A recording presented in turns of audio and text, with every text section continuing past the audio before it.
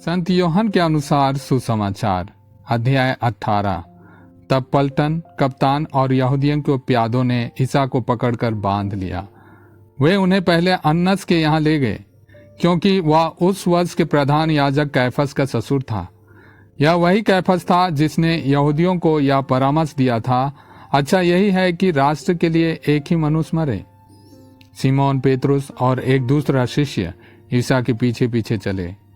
वह शिष्य प्रधान याजक का परिचित था और ईसा के साथ प्रधान याजक के प्रांगण में गया, किंतु पेतरुस फाटक के पास खड़ा रहा। इसलिए वह दूसरा शिष्य जो प्रधान याजक का परिचित था फिर बाहर गया और द्वारपाली से कहकर पेतरुस को भीतर ले आया। द्वारपाली ने पेतरुस से कहा, कहीं तुम भी तो उस मनुष्य के शिष्य नहीं हो? उसने उत्तर दिया, नहीं हूं।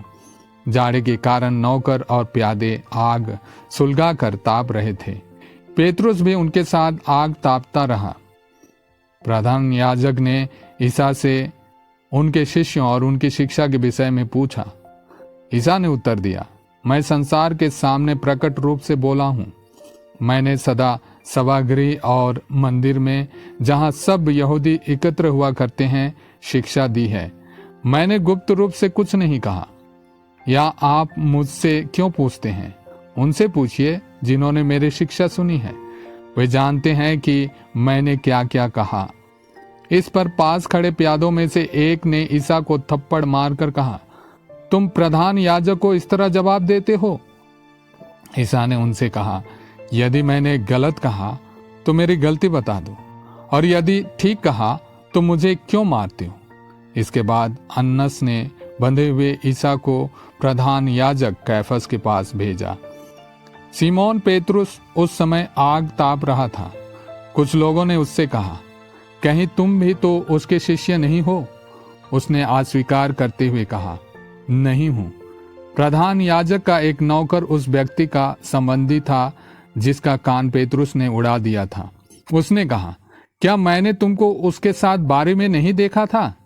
पेतरुस ने फिर अस्वीकार किया और उसी क्षण मुर्गे ने बांग दी। तब वे ईसा को कैफस के यहाँ से राज्यपाल के भवन ले गए। अब भोर हो गया था। वे भवन के अंदर इसलिए नहीं गए कि अशुद्ध न हो जाएं, बल्कि पास्का का मेमना खा सकें। पिलातुस बाहर आकर उनसे मिला और बोला, आप लोग इस मनुष्य पर कौन सा अभियोग लगाते हैं? उन्होंने उत्तर दिया, यदि यह कुकर्मी नहीं होता तो हमने इसे आपके हवाले नहीं किया होता।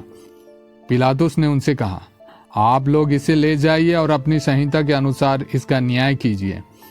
यहूदियों ने उत्तर दिया, हमें किसी को प्राणदंड देने का अधिकार नहीं है।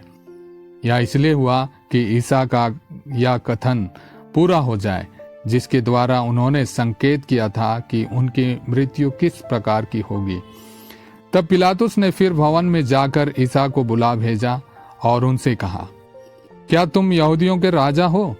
ईसा ने उत्तर दिया, क्या आप या अपनी ओर से कहते हैं या दूसरों ने आपसे मेरे विषय में कहा है?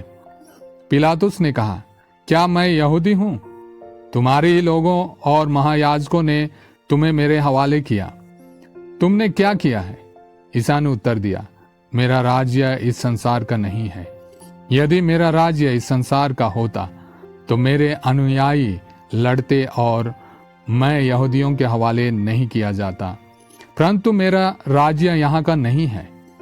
इस पर पिलातुस ने उनसे कहा, तो तुम राजा हो? ईसा ने उत्तर दिया, आप ठीक ही कहते हैं, मैं राजा हूं। मैं इसलिए जन्मा और इसलिए संसार में आया हूं कि सत्य के विषय में साक्ष्य दूं। जो सत्य के पक्ष में है वो मेरी सुनता है। पिलातुस ने उनसे कहा, सत्य क्या है? वह यह कहकर फिर बाहर गया और यहूदियों के पास आकर बोला, मैं तो उसमें कोई दोष नहीं पाता हूं, लेकिन तुम्हारे लिए पास्का के अवसर पर एक बंदी को रिहा करने का रिवाज है। क्या तुम लोग चाहते हो कि मैं तुम्हारे लिए यहूदियों के राजा को रिहा कर दूं? इस पर वे चिल्ला उठे, इसे नहीं, बराबस को। बराबस डाकू था।